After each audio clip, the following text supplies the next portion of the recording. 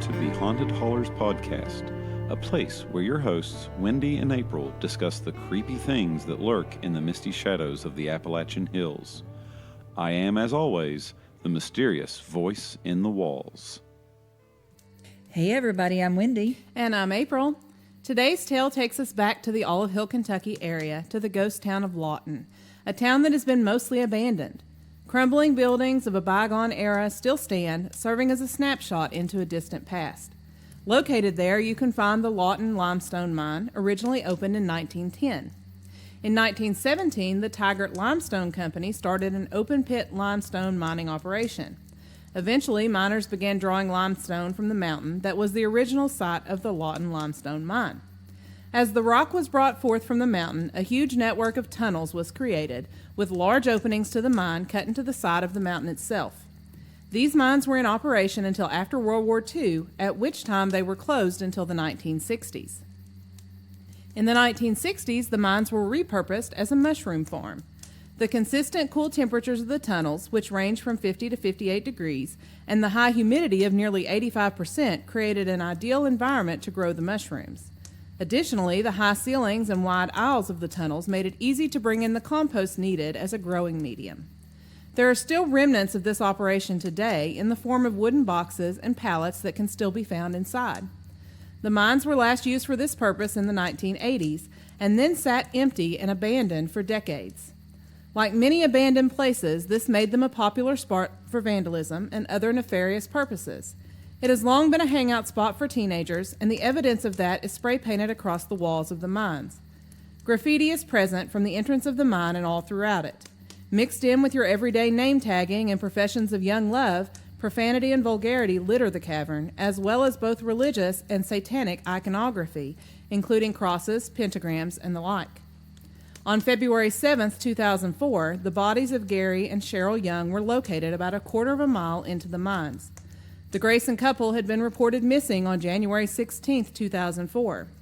Gary's 22-year-old son, Andrew, admitted to killing his father and stepmother and hiding their bodies in the mine with the help of his then-girlfriend, Stephanie Griffith. He is currently serving a sentence of life without parole in prison for the murders. In 2006, the mine property was purchased by a company called Global Data Corporation, and the intention was to turn the location into a secure underground data storage complex. The project was dubbed the Stone Mountain Ultra Secure Data Complex. This was supposed to bring 1,500 to 1,700 jobs to the community, which would have been a great financial boon for the area. Some construction of outbuildings took place at the site. However, it eventually came out after many construction companies complained of non-payment for services rendered that Global Data Corporation was a fraudulent company scheming to make money off of the failed commercial venture. The property was sold at auction after the owner of Global Data Corp filed for bankruptcy and is still privately owned today. There have long been rumors that the mines are haunted, even prior to the unfortunate discovery of the bodies of the murdered couple there in 2004. Visitors to the mines have reported seeing strange lights, orbs, hearing ghostly voices, miners working, and water rushing that cannot be found, as well as seeing hooded figures.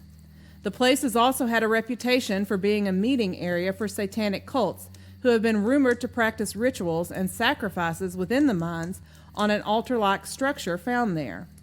Photos taken within the mine often show orbs and anomalies that weren't seen by the naked eye but show up in photographs. Many visitors to the mines report a general feeling of unease while at the site, and several report feeling sick to their stomachs, a feeling which lasts for days after visiting. Some even report vomiting that goes on for 24 to 48 hours after exposure to the mines. While many people still venture into the mines to explore, they can be a very dangerous place. At its peak, the 136-acre facility boasted 2.6 million square feet of tunnels, which one could easily get lost in. There is also an underground pond or lake reportedly located deep within the mines.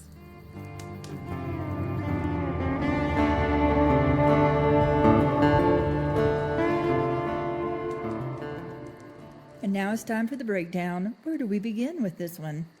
There is a lot to unpack here. Well, I will say, I had never heard of the mushroom mines until I started teaching. Mm-hmm. You know, when we teach in an area nearby, And I'd heard the kids talking about it. And I was just like, this was 18 years ago, and I had no idea what they were talking about. And they're explaining, and I'm like, I don't think I would ever want to go there. So I don't know. Why are people still allowed to go there? It's not blocked off or anything. And that astounds me. It doesn't seem like a safe place. I imagine if you got too far deep within there, it probably would be, very dangerous. And, there's always the possibility this has not been in use, and it was created a long time ago. So, like, some of the entrances are caved in. It's, and some of them have been sealed off.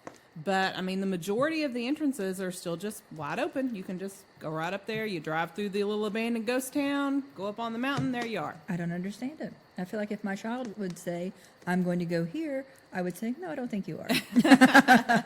And if I found out he had, I would be upset. Yeah. Well, and Olive Hill is, and Lawton is right next to Olive Hill. It's very close to Moorhead, which, is full of Moorhead State University students. And it was kind of a rite of passage as somebody who went to school at Moorhead and went to college there. Everybody just goes out to the mushroom mine. It's a thing we do. Have you been there? I have not been there. Okay. But many of my friends have. Okay. And I think I mentioned back, when we talked about the Frozen Creek incident, my friends that went out there and captured all of those sounds and pictures, they also made trips out to the mushroom mines. Okay. So I don't even know where to begin. So let's begin with, I guess, do we want to talk about the drawings, like the satanic? Why are there satanic drawings? I knew we were going to get satanic panic was going to come in there. Let me I grew up in the satanic panic, and listen, I have trauma from the satanic panic, and let me tell you why. Because, I'm a child of the 80s, and it was all, if you have blonde hair, blue eyes. Guess who had blonde hair, blue eyes? It was me. I had blonde hair, blue eyes. So, it does something to you. You all didn't have the blonde hair, blue eyes, so, you didn't deal with what I dealt with. But anyway, I digress. So, my first question is why? Why are these emblems in this mushroom mine? What was going on? Edgy teenagers thought they were cool. Yeah. Yes. If you go, and I'll link to a couple of, in our show notes, I'll link to a couple of YouTube videos where people have gone out and explored the mines and they've recorded it. So there's a couple of YouTube videos out there that show, and I was kind of curious about this so-called altar that was found deep within the mine. So I was watching through some of these touristy type videos. And so this structure that they're calling an altar, it looks like a half circle.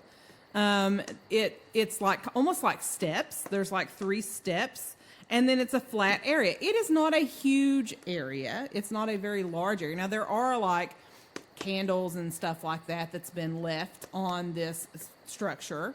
And one thing that I saw showed like there's some hooks in the wall, like these like 2 metal hooks in the wall that are kind of high up from this little structure. I don't know. Why are they there? They're not there. They're not anyplace else. But so here's my thing. So this was a mine, and then it was a mushroom growing operation. So I'm sure at some point there was a purpose for this little structure. I don't know what that purpose was. I don't know what it was used for. I don't think that Satanists went in there and carved these little steps out into an altar and created an altar. I was going to say, hear me out. Put this effort into saving the environment or something like that. So what I think is probably more than likely the truth about that is that it probably had a purpose at one point. Don't know what that was, but at some point there was a purpose for that. And like our voice in the wall has said, some angsty teenagers went in there and thought they would be edgy and, spray painted some pentagrams and maybe left some candles and, And so now people see that and like, oh, satanic rituals. There's their evidence. They've left their candles. And it's just kind of an idea that's been perpetuated. Okay. So, I don't know. Am I going to go in there and explore? Probably not. I don't know. I totally would. I'd probably do a pass on caves. That's no. Listen, I'm all for exploring places. And when we talk about the fact that they're caves, like it's not like Carter Caves where you go down it's like a big flat square area. So it's just like an underground tunnel or like a tunnel that's cut I into get the that. mountain. I get that. But I'm not going to put myself in a dangerous situation on purpose, So I'm at heart attack age. I'm at that point in my life. So I got to pick and choose what I'm going to do, and it has to be something a little safer now. I'm not young anymore. So I'm going to go into a place that's not going to put me in danger on purpose. You see what I'm saying? I need more than one exit, Oh, there's multiple exits. They're all cut into the side of the mountain, and it's all interconnected. Are there dark areas that things can jump out of? I mean, sure, but you have lights for that purpose. All right. I'm going to put it, I'll think about it on it then. I'm going to think about it. I would totally. In fact, I almost drove out there yesterday to take some pictures. Oh and my stuff, goodness, just because, what's wrong with you? What is wrong with you? I don't know. Gotta get that Instagram content for to promote our episode. But I think it's an interesting place. I do wonder why it's not closed off, but I don't think anybody really cares about it. Like, it's private property, so I mean, obviously you don't really want to go wandering around on private property that doesn't belong to you. Definitely not.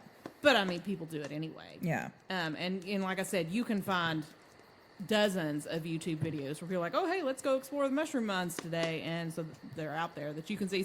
So on the plus side, you don't have to go yourself. You can watch it on YouTube. There we go. I'm going to YouTube then. Save myself the trouble. Okay, so what else do we want to talk about when it comes to the mushroom mines? Well, I think we have to mention the murder. Yes, unfortunately. There was a recent documentary on Investigation Discovery called Murder at the Carter County Mines that is about this incident. So, it happened in 2004. The couple went missing in January. And then, there's a whole long list of stuff that we won't get into that brought about to their bodies being found. But had it not been for Andrew confessing to the murder, I don't know that their bodies would have ever been found. Because from what I understand, they were back in the mines and they were kind of covered up by some of those pallets and wooden boxes that are left over from the mushroom mining operation. Yeah. So I don't know that they would have ever been found. That's a sad story. It is a sad story. I have kind of a personal connection to that story because I actually graduated with Andrew. So it's an interesting and sad occurrence. Yeah. Yeah, definitely a sad story. So another reason I don't think I'm going to go into there because of the bad omens and bad, energy that's with it. I'm not going to get that from the YouTube channel, so. But that is true. So I think I shall stay away as well. And then, who would have thought? You have this, limestone mining area that you're going to turn into mushrooms, a place to grow mushrooms. Who would have come up with that? I don't know what it takes to grow mushrooms. I've never grown really them? gotten into any of that. But apparently the conditions inside the cavern, inside the tunnels is just perfect for that. Yeah, I imagine Cold, damp place. That's dark, maybe dark. Yeah, dark, for sure. So I think that's an interesting thing, too. And, I wonder, why did it stop being a limestone mine? Because, it wasn't like they just mined it to the point that there wasn't. And I know there still are limestone mines in Kentucky. There's one down near Bardstown. So, I mean, that's still a thing. I don't know. That's a good question. I just thought that was interesting. And when we talk about the mushrooms, why was that not a successful venture? Why did they stop growing the mushrooms there? Right. Because I know all through the 60s and the 70s, and I believe I read that 1985 was the last time that it was actually used for that purpose. And I believe you said the town was abandoned. Yeah, Lawton, if you go through it, the town is just there's just empty general stores, and I'll post some pictures of that on our Instagram as well as a few pictures of the entrance to the mines and stuff. But yeah, it's like driving through a ghost town. So what happened to that town, I wonder? The mine went out, it's abandoned. What's going on there? Well, I mean, people follow the jobs, and if the main if the mine was their main source of jobs at the time, chances are it all closes down and people have no reason to stay. Interesting. So yeah, that's some crazy things there. But I do think, and I read lots of people's experiences in the mines, and a lot of people, I ran into some hooded figures there. I'm inclined to, call that out as, maybe not, you know. I feel like you're in a place that's got a reputation. Mm-hmm. And being in a place like that's going to be scary anyway. Maybe your mind and your imagination starts to play some tricks on you. Mm-hmm. You know, you have this place that looks like it could be a satanic area. And hooded figures kind of go along with that. Yeah. So maybe you see a shadow or something and you think you see a hooded figure. Mm-hmm. That, I think, kind of goes hand in hand together. Lights. Lights could be reflections of things. Lights could be something shining in from the outside. Could be headlights. I mean, I don't know. It could be other people in there exploring. Exactly. You know? I mean, you don't know who's in there. You have... Okay, I was looking on Reddit. Mm-hmm. Reddit, someone had posted a picture of a sign they found in the mines. Mm-hmm. And it said something to the effect of, if you enter in, announce yourself because I may be sleeping or I may be out searching for firewood, or it almost sounded like someone was living in there. I mean, I suppose that's possible. You have, you know, a homeless person. Yeah. So shelter. Lights and hooded figures, that could be someone living in the mines, trying to seek out shelter. You don't know. But what I did think was interesting, though, was the fact that so many people reported, after I went there, I was sick for some Okay, now days. that's interesting. You know, especially to the point of, like, vomiting and things like that. So I did look up a few things, and from what I understand, limestone, I think I read that limestone can give off carbon dioxide. There's something, like, gaseous about that, something weird. So I wondered if maybe that was affecting people in some way. But then I also thought about the fact that, you know, we still have limestone mines today and people work in them. And I don't know that there's a huge, like, reporting of that happening to workers. So I just thought that was interesting. I'm sure the workers too probably wear some sort of protective gear. Yeah, I would imagine so. So yeah, if I'm going to go in there, it's going to make me sick, then I'm going to pass. That's a no for me. Yeah.